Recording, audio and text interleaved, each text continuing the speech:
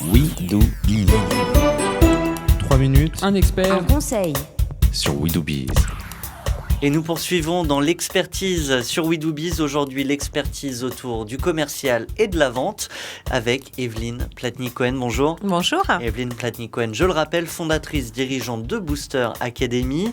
Alors, en un mot, pour nos auditeurs qui, ça y est, vont recruter leur premier commercial. Dans le pipe, ils en ont 3 à 4 en shortlist.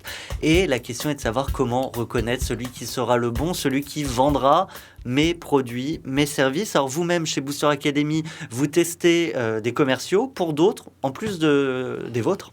Oui, alors nous on est amené en effet à recevoir des commerciaux en fin de parcours de recrutement pour faire un go-no-go en fin de compte sur le profil. Alors l'intérêt, c'est que je vous donne quelques trucs et astuces que nous appliquons au quotidien pour que vous puissiez les réappliquer chez vous. La première chose, quand on reçoit un commercial, c'est qu'on lui demande...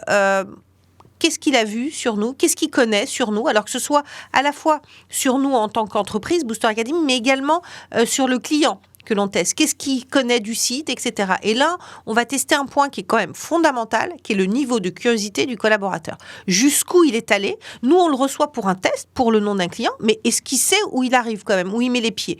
Donc, ça nous permet vraiment de tester son niveau de curiosité. Ça, c'est le premier point que l'on teste. Le deuxième point, c'est qu'est-ce que vous avez retenu des rendez-vous que vous avez effectués précédemment. Et là, on arrive à regarder sa faculté d'analyse, de synthèse, la richesse de son vocabulaire, l'intérêt qu'il porte à l'entreprise, également l'intérêt qu'il porte aux personnes qu'il a rencontrées. Et donc, on va avoir plein d'éléments qui vont nous permettre de savoir quel est le niveau du collaborateur d'un point de vue vocabulaire, niveau professionnel, etc. Et puis ensuite, évidemment, on va lui faire un test, bien évidemment. Et là, on va le mettre en condition de vente. Alors, on a deux solutions. Soit on a affaire à un collaborateur qui n'a jamais vendu la prestation qu'il va être amené à vendre. Et là, dans ce cas-là, on ne le piège pas.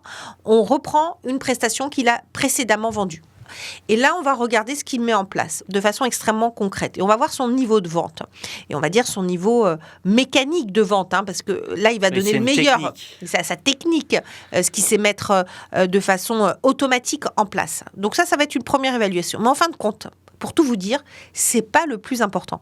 Le plus important, c'est lorsque nous allons le débriefer par rapport à son niveau, qui est jamais parfait, il faut le savoir.